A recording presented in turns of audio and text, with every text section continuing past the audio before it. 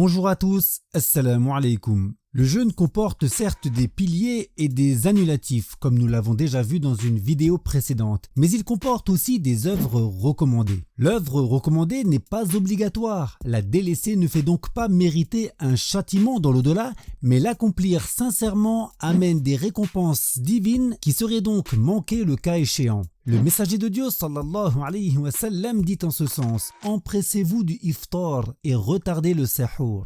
Le iftar, qui est en dehors du contexte du jeûne, le petit déjeuner, désigne ici la nourriture pour rompre le jeûne. Quant au sahur, il désigne le dernier repas avant l'aube, alors que le terme suhour désigne l'action de prendre le sahur. Ainsi on pourra dire « je fais le suhour et j'ai pris mon sahur ».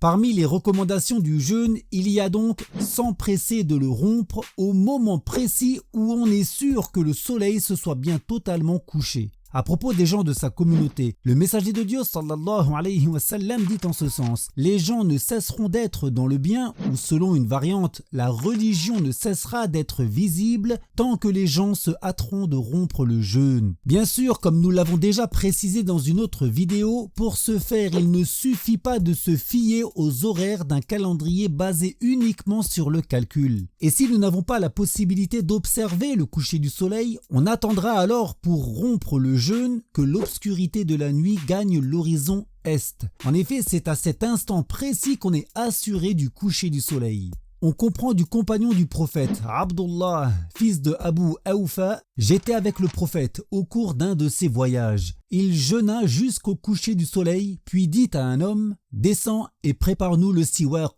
Et l'homme de répondre: ô messager de Allah, si vous attendiez la venue du soir. Descends et prépare-nous à boire, insista le prophète. Et l'homme de reprendre: ô messager de Allah, la journée n'est pas encore finie. Et le prophète répéta une dernière fois: descends et prépare-nous à boire. Alors l'homme descendit et prépara la boisson. Le prophète alayhi salatu wassalam en but et dit: quand vous voyez la nuit descendre de ce côté, en pointant le doigt du côté est, ce sera le moment de rompre le jeûne. On comprend également d'une parole Qudsi, qui est un propos où le prophète rapporte une parole divine, que Dieu dit en ce sens: mes adorateurs que j'aime le plus par l'agrément sont ceux qui se précipitent à rompre leur jeûne. Et le compagnon du prophète Anas, fils de Malik, de rapporter: je n'ai jamais vu le messager de Dieu prier le maghrib avant d'avoir rompu son jeûne, ne serait-ce qu'en buvant une gorgée d'eau. De là, nous comprenons qu'il est d'usage de rompre le jeûne avant de prier, ne serait-ce qu'avec une date ou une gorgée d'eau. Ensuite, nous prions les 3 unités obligatoires du maghrib, puis les 2 unités très recommandées liées à la prière du coucher du soleil.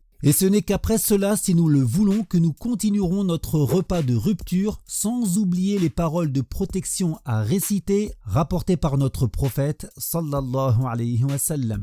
Pour ce qui est du sahur, le dernier repas avant l'aube, le messager de Dieu sallallahu alayhi wa sallam dit en ce sens: prenez le sahur, il y a certes dans le sahur une bénédiction. Ainsi, sans être obligatoire, son temps commence à partir de la moitié de la nuit, et le mieux est de le retarder jusqu'à la fin de la nuit, ne serait-ce que par une simple gorgée d'eau. C'est ce qui ressort du récit où Anas relata que Zayd, fils de Thabit, lui rapporta: nous prîmes le sahur avec l'envoyé de Allah. Puis il se leva pour la prière. Je lui demandai combien de temps s'est-il écoulé entre l'appel à la prière, al-adhan, et la prise du sahur. Et il répondit: le temps de réciter une 50aine de versets. C'est pour cette raison que même si religieusement nous avons le droit de manger jusqu'à la limite précise de l'aube, il nous est conseillé de nous arrêter quelques minutes avant, comme aux horaires de prévention présents sur les calendriers de Ramadan appelés imsak. Bien sûr, dans les pays où l'observation n'est pas toujours facile, il est même nécessaire de ne pas dépasser cette limite afin de ne pas risquer de manger ou boire alors que l'aube est entrée. Cependant, celui qui a la possibilité d'observer personnellement la lueur de l'aube avec exactitude peut ne pas tenir compte de cette marge. Rappelons que se lever tôt et se coucher tôt est une tradition prophétique qu'il n'est pas permis de blâmer. En effet, le prophète alayhi salatu wassalam invoqua en ce sens: